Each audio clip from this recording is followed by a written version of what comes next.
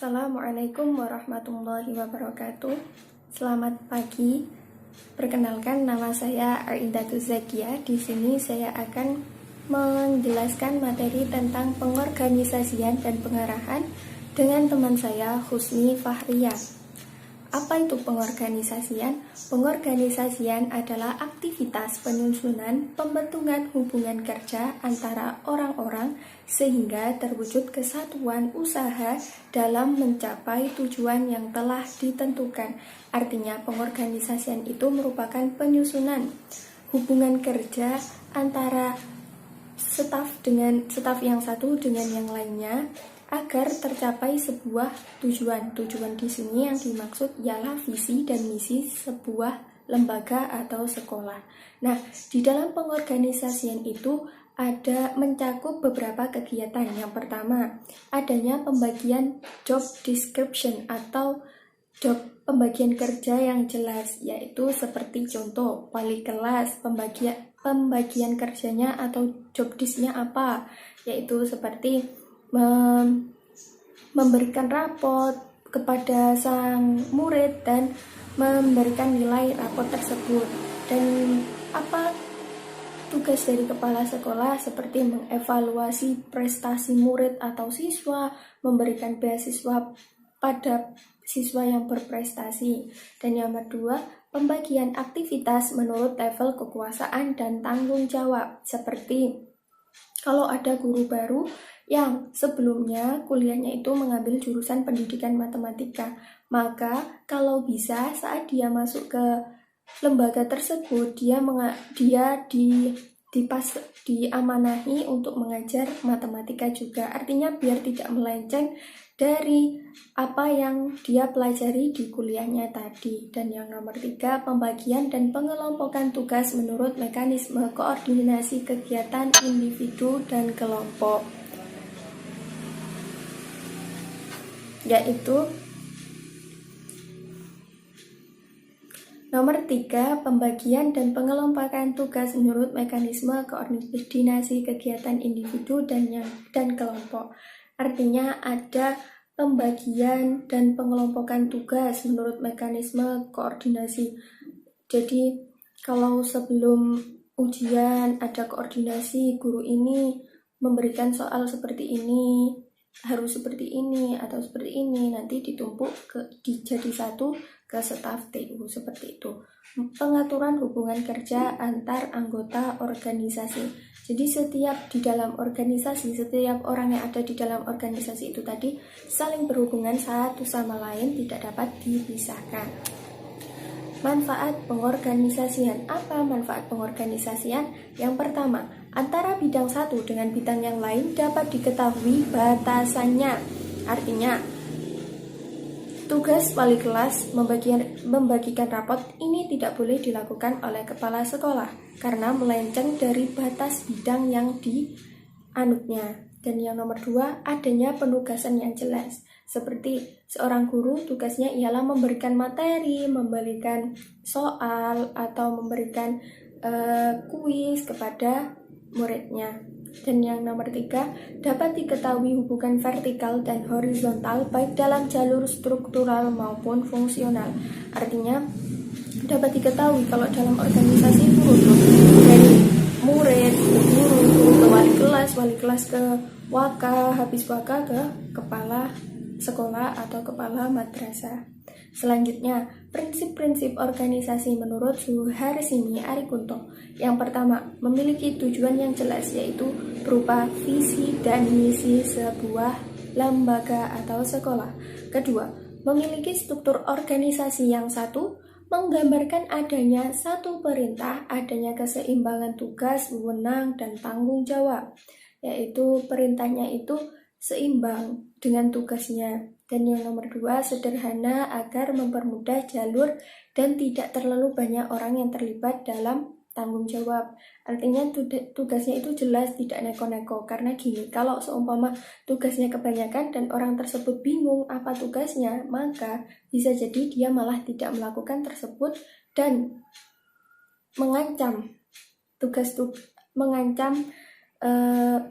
tidak tercapainya tujuan yang ada di sebuah lembaga tersebut. Dan yang nomor 3, semua kegiatan terbagi habis sehingga tidak satupun kegiatan yang tidak ditangani. Artinya semua sudah kebagian. Kalau wali kelas tugasnya seperti ini, guru seperti ini, kepala sekolah seperti ini, artinya semuanya sudah tercapai dan tinggal mereka saling menyatukan tujuan, ya, tinggal mereka saling menyatukan hubungannya sehingga memiliki satu tujuan sehingga tercapainya suatu tujuan. Selanjutnya, pembagian kerja terhadap personil yang dianggap mampu dan cakap merupakan langkah yang harus ditempuh kepala sekolah sebagai pemimpin dalam rangka mengaktifkan organisasi guna mencapai tujuan pendidikan karakter yang sudah ditetapkan.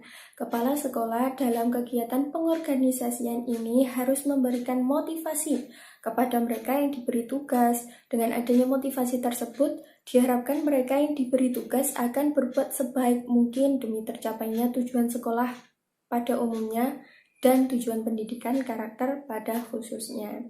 Artinya, kepala sekolah diwajibkan memberikan motivasi dan evaluasi kepada seluruh anggota yang ada atau seluruh staf yang ada di sebuah lembaga atau sekolah tersebut agar mereka itu merasa dimanusiakan. Dan apabila seorang sudah merasa dimanusiakan, maka orang tersebut akan merasa kalau dia diberi tanggung jawab dan dia akan melaksanakan dengan sebaik mungkin demi tercapainya suatu tujuan. Adapun langkah-langkah yang harus dilakukan oleh kepala sekolah dalam pengorganisasian pendidikan karakter diantaranya 1. Merinci tugas-tugas yang harus dilaksanakan oleh guru dan untuk mencapai tujuan pendidikan karakter. Jadi tugasnya itu dirinci semuanya. Guru ini tugasnya seperti ini, guru ini seperti ini, guru bahasa Arab tugasnya seperti ini, guru bahasa Inggris seperti ini, guru matematika seperti ini, seperti itu. Membagi seluruh tugas atau beban kerja menjadi aktivitas atau kegiatan yang dapat dilaksanakan oleh guru dan staf. Jadi di pembagian itu dilakukan satu persatu. Semuanya masuk dalam pembagian tersebut, tidak ada yang tidak masuk. Menyatukan dan mengelompokkan tugas para guru dan staf. Dikelompokkan tugasnya agar mencapai suatu tujuan yang diinginkan. 4. Menetapkan mekanisme kerja untuk mengkoordinasi pekerjaan dalam satu kesatuan yang harmonis dengan merumuskan dasar standar operasional pendidikan karakter. Nah, mekanisme kerja yang sudah disepakati ini harus betul-betul dipahami oleh semua staf.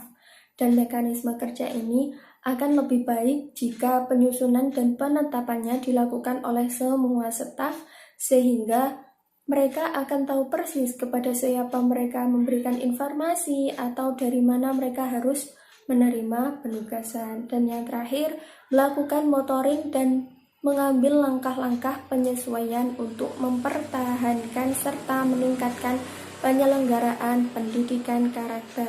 Ini yang paling penting karena apabila kepala sekolahnya tidak mau memonitoring, maka tujuan dari sekolah tersebut tidak akan tercapai sesuai dengan yang diinginkan. Untuk yang selanjutnya akan dijelaskan oleh teman saya Husni Fahria. Terima kasih. Wassalamualaikum warahmatullahi wabarakatuh. Saya Husni Fahria akan menjelaskan tentang pengarahan. Pengarahan adalah usaha memberi bimbingan, saran, perintah, atau instruksi kepada bawahan dalam melaksanakan tugas masing-masing agar tugas dapat dilaksanakan dengan baik dan benar tertuju pada tujuan yang telah ditetapkan. Definisi pengarahan secara singkat adalah usaha yang dilakukan oleh pimpinan untuk memberikan penjelasan, petunjuk, serta bimbingan kepada orang-orang yang menjadi bawahannya, guru dan tenaga kependidikan sebelum dan selama mengerjakan tugas. Adapun fungsi pengarahan dalam pendidikan karakter yang harus dilakukan sendiri oleh kepala sekolah, diantaranya mengadakan orientasi sebelum guru dan memulai melaksanakan tugas, dalam hal ini mengimplementasikan pendidikan karakter, memberikan petunjuk dan penjelasan mengenai implementasi pendidikan karakter yang akan dilakukan dengan lisan maupun tulisan, memberikan kesempatan guru dan staf untuk berpartisipasi berupa pemberian sumbangan pikiran, mengikut sertakan guru, staf, dan segenap warga sekolah dalam pembuatan perencanaan manajemen pendidikan karakter di sekolah, memberikan nasihat apabila guru atau staf mengalami kesulitan dalam melaksanakan tugas implementasi pendidikan karakter di sekolah. Untuk melaksanakan fungsi pengarahan, dibutuhkan konsistensi dari masing-masing komponen, khususnya terkait dengan pelaksanaan tugas yang dibebankan serta bidangnya masing-masing. Konsistensi adalah kesesuaian antara perkataan dan perbuatan seorang pemimpin. Dalam hal ini, kepala sekolah dan pegawai menjalankan peran dan tugasnya secara kontinu. Tapi, tanpa ada konsistensi, maka manajemen pendidikan karakter tidak akan berjalan secara efektif. Dalam uraian tersebut, dapat dipahami bahwa dalam kegiatan pengarahan bukan sekedar berisi kata-kata manis atau basa-basi yang diucapkan kepala sekolah terhadap guru dan staf. Tetapi, kepala sekolah harus mengikutinya dengan contoh tindakan nyata. Kepala sekolah harus mewujudkan tujuan pendidikan karakter yang sudah ditetapkan dengan suasana saling pengertian, kerjasama, dan kasih sayang sesama anggota warga sekolah. Menurut Wuraji, kepala sekolah memiliki 3 peran penting guna menunjang keberhasilan sekolah. Yang pertama, peran kepemimpinan. Yang kedua, peran manajerial. Yang ketiga, peran pengembangan kurikulum dan pembelajaran. Keberhasilan manajemen pendidikan karakter di sekolah tidak lepas dari kepemimpinan kepala sekolah yang berkarakter pula. Sangat sulit dipastikan pendidikan karakter akan efektif di sekolah jika kepala sekolahnya sendiri tidak berkarakter. Dengan demikian, karakter kepala sekolah sebagai seorang pemimpin merupakan salah satu faktor penting keberhasilan atau kegagalan implementasi pendidikan karakter di sekolah. Kepala sekolah hendaknya berperan layaknya pengemudi yang membagi peran pada para pendayungnya. Maka sudah sepantasnya kepala sekolah belajar berhubungan dengan beberapa kelompok orang yang berbeda, di antaranya pengawas dan kepala tata usaha, dewan sekolah atau komite sekolah, tokoh masyarakat atau stakeholders, orang tua peserta didik, masyarakat atau konsumen sekolah, para guru, peserta didik, kelompok eksternal seperti profesor, konsultan, kelompok penilai, dan para pakar pendidikan. Berikut adalah beberapa kiat kepala sekolah untuk menjalin hubungan profesional dengan orang banyak, yaitu mengetahui atau memahami diri sendiri, melukiskan yang tak dapat dikendalikan, memahami terminologi, kesucian atau kejujuran, konflik, percaya akan ide atau gagasan. Adapun kepemimpinan transformasional adalah salah satu proses kepemimpinan di mana pemimpin mengembangkan komitmen pengikutnya dengan berbagai nilai-nilai dan berbagai visi organisasi. Menurut teori kepemimpinan transformasional, untuk menjadi pemimpin yang sukses, kepala sekolah harus membangkitkan komitmen pengikutnya. Dalam hal ini, semua warga sekolah. Untuk membangun nilai-nilai organisasi sekolah dengan kesadaran sendiri, mengembangkan visi sekolah, melakukan perubahan-perubahan, dan mencari terobosan-terobosan baru untuk meningkatkan produktivitas sekolah. Menurut Wuraji, untuk menjadi kepala sekolah transformasional, seorang kepala sekolah harus melaksanakan tugasnya dengan 2 cara, yaitu yang pertama, membangun kesadaran warga sekolah akan pentingnya pengembangan nilai-nilai kerja keras, yang kedua, mengembangkan tanggung jawab. Dan ada 4 konsep dalam kepemimpinan transformasional. Yang pertama, karisma atau karismatik. Yang kedua, inspiration, kaya akan ide dan inspirasi. Yang ketiga, intellectual stimulation atau mengarahkan pengikutnya. Yang keempat, individual consideration, memperhatikan kebutuhan warga sekolah. Kepala sekolah transformasional yang efektif dalam manajemen sekolah dan manajemen pendidikan karakter setidaknya dapat dilihat dari beberapa kriteria, yaitu yang pertama, mampu memberdayakan guru-guru dalam melaksanakan proses pembelajaran secara efektif dan produktif. Kedua, mampu menyelesaikan tugas dan pekerjaan sesuai waktu yang telah ditetapkan. Ketiga, mampu menjalin hubungan yang harmonis dengan masyarakat sehingga dapat melibatkan mereka secara aktif dalam tujuan sekolah dan pendidikan. 4. Mampu menerapkan prinsip kepemimpinan yang sesuai. 5. Bekerja dengan tim manajemen. Yang keenam, mampu mewujudkan tujuan sekolah secara produktif sesuai ketentuan yang telah ditetapkan. Kesimpulannya, kepala sekolah yang memiliki karakter-karakter sebagaimana yang telah diuraikan akan tampil sebagai seorang pemandu atau pengarah yang baik. Apa yang diperintahkan akan dilakukan oleh anggota sekolah lainnya, sementara larangannya akan dipatuhi. Guru, karyawan, peserta didik, dan seluruh warga sekolah akan menaruh hormat, segan dan simpati terhadap kepala sekolah model seperti demikian.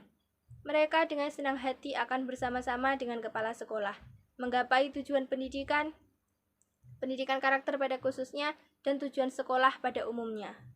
Benar, kepala sekolah berkarakter ini tidak akan sepi dari para penentang, terutama sebagian warga sekolah yang tidak suka terjadi perbaikan dan kemajuan. Namun demikian, jumlah penentang itu tidak sebanding dengan mereka yang mendukung kepala sekolah. Sekian presentasi dari kelompok kami, kurang lebihnya kami mohon maaf. Wassalamualaikum warahmatullahi wabarakatuh.